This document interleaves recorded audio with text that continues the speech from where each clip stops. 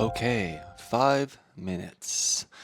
So I was rereading this book that I read, I don't know, a year ago called Not Nice. And it's such a good book. It's all about how to stop being a people pleaser, how to stand up for yourself, how to speak how you really feel, speak your truth, be who you really are, all these kind of things that I know a lot of people struggle with. I don't ever think that I've considered myself a full on people pleaser. I generally speak my mind, but how I speak my mind and how I show up and the way I speak my mind definitely has had and still probably has some room for improvements. But, anyways, the book, Not Nice, really good. And, I took so many notes and highlighted so many things in the book. And I was rereading it yesterday while I was in a cafe. And one of the things that stood out to me that I thought was really cool as a concept is this idea that a lot of people equate feeling angry to acting angry. If I feel angry, then I act angry. If you act angry, then you must be angry. They go hand in hand. And so there's this kind of expectation that anger equates to acting out in a certain general way that we expect. But what he suggests in there is that feeling angry and acting angry are actually two different things. For example, if I feel angry because of some situation, the best thing to do is actually allow myself to feel angry because there's nothing inherently wrong with feeling angry. So, allowing myself to feel angry, but also being aware that I have choices and I don't have to choose to act angry, which might look like yelling, which might look like, you know, running out of the room, which might look like throwing something or, whatever. All those is like ways that anger is acted out. And I don't have to do that. It's not that I can't do that, but they don't have to go hand in hand, basically. And it's funny because I was contemplating that very thing yesterday and, you know, thinking about how I have so many opportunities to feel angry these days. It seems like every time I go out, there is an opportunity for me to feel angry and then make a decision about if I want to act on that or not.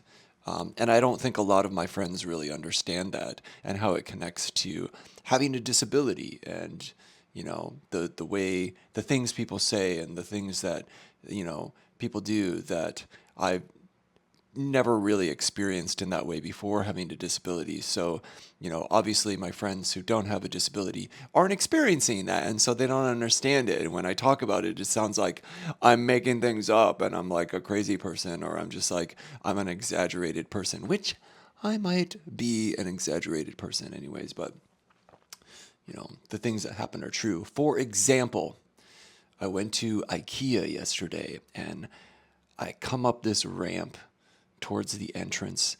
And at the top of the ramp is a guy there waiting for me. I can see him looking at me. He's going to say something, connect. And as soon as I get to the top where he's essentially blocking me, so I have to interface with him because he's kind of in the way. He says to me, 你的腿有什么问题呀？腿有什么问题？ In English, that's basically, what's wrong with your legs? Your legs have, what problem do you have? Because I'm in a wheelchair. Now, I know different people will feel different things in that kind of situation, react differently. But for me, I have to admit it's quite fucking annoying, you know? Like, especially when it comes out like that. It's, I understand that people are curious, that people want to know, what is this foreigner doing in a wheelchair? Why are they in a wheelchair? I get it. I get it. That's a normal thing. But it, I notice in me because I'm just trying to, I'm just trying to go to the store, get some stuff that I need. I'm not trying to stop outside the entrance and tell a stranger my story because they demand it, right? So I feel this annoyance, you know, anger come up in me with this kind of thing. And but then because I was reading this book, I did have a moment where I thought about how I I can feel angry. Okay, this is annoying. I feel upset by this annoying guy, but I also get to choose what I want to do. Um, do I want to say something annoying back to him? Do I even want to interface at all? Actually, I can choose to not to. And in that moment, what I chose to do was to just completely ignore the person, not even look at the person, acknowledge their question, respond in any way, just move on. And I don't think I have to do that every time, but in that moment, it did feel good. I still felt annoyed by the comment. It was still, there, but it dissipated a lot faster than if I had chosen to engage with this person or react or, essentially act out my anger or act out my annoyance.